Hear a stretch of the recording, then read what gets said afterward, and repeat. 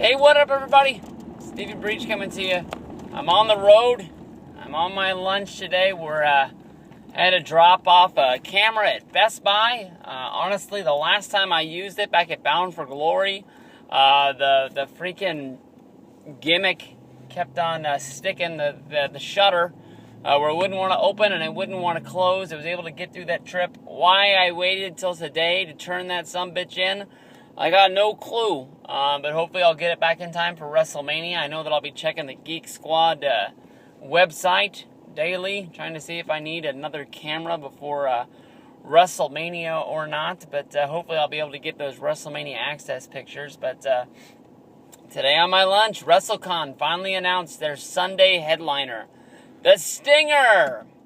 Honestly, a guy like that, isn't the guy that I would really be that excited to meet. I met the guy at Bound for Glory this year.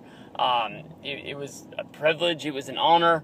I was the first mark in line to meet the guy. I honestly just wanted to make sure that I wasn't in the back of the line, and that's why we did it. We went through after the morning access, whatever the TNA called it, fan interaction. And once we were all done, we didn't really do anything except just go over and ask where we needed to go in order to get in the Sting line, and we sort of started it. But Sting is going to be signing at Wrestlecon, and what that sort of says to me is that it looks like Sting gave up on the call from Triple H. I've known that throughout reading the dirt sheets and listening to podcasts and stuff like that WWE was sort of all about talking to Sting, and then the news sort of came out that he wasn't going to re-sign with TNA, and they didn't really have any competition, and now that they didn't really have any plans for him at WrestleMania since they're going with Lesnar versus Taker, they weren't in a rush to sign the guy, because, what else is he going to do? He went over and he worked the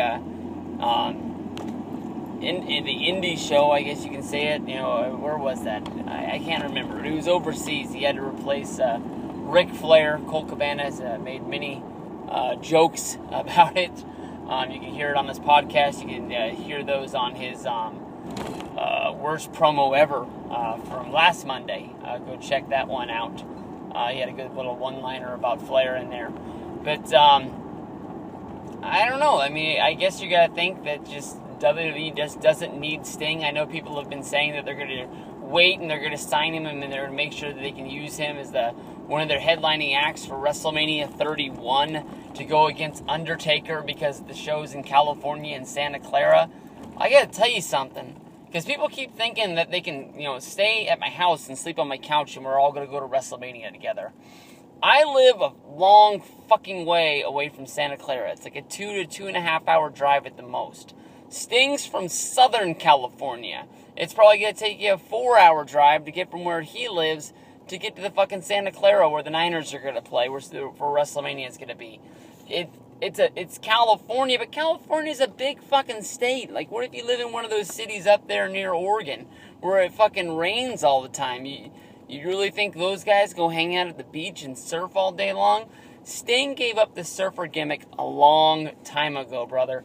I don't even think of him as being a California guy. And if you want to relate that, WrestleMania is going to do a big number because of, one guy being Sting wrestling in California, go look when TNA ran that Bound for Glory in Irvine, California. They didn't even sell that shit out. And TNA was remotely hot at that time. It was something that people actually cared about. It wasn't, the TNA that's out there today running without Kazarian and Daniels, who else? Austin Aries and Chris Sabin, all those guys off of those last recent shows that are going to be on TV for the next few weeks. Kind of crazy that you'd have TNA without those guys. And honestly, in my mind, if I'm TNA, buckle up and pay Kaz, pay Daniels, whatever it takes. Because those are the guys that are going to make me want to make sure I view in, week out. Whatever happens to those guys, man, I wish them the best of the luck. They're fucking awesome.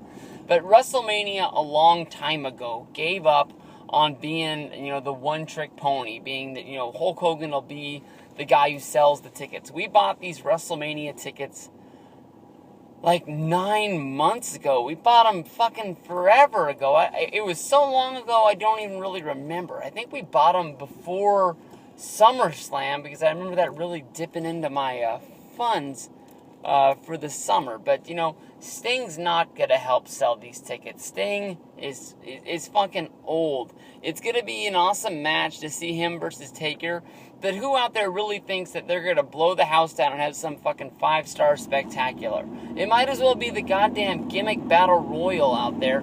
Sting hasn't had a good match, and God knows.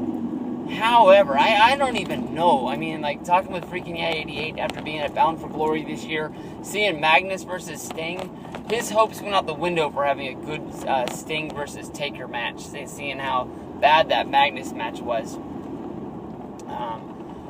I don't know, man. I can't believe it. If I'm WWE, I would have, buckled up to the table. You could have had Sting on the WWE Network talking about WCW.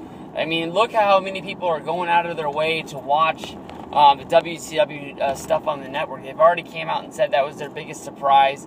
How everybody's watching that stuff over the WWE pay-per-views that they've seen 1,000 times. WCW is a place that closed down in 2001. Here we are in 2014, and people still care about it.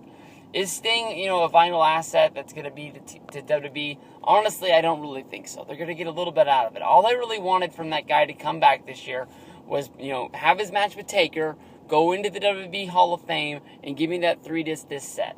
That's all I needed from Sting. Just give me that documentary. Give me, a little bit of talking about your best of matches. And that's it. Just get on the network, start talking about WCW Nitro, start talking about WCW pay-per-views, start talking about whatever you got in the can for you. But that's the Sting that we need to see in WWE.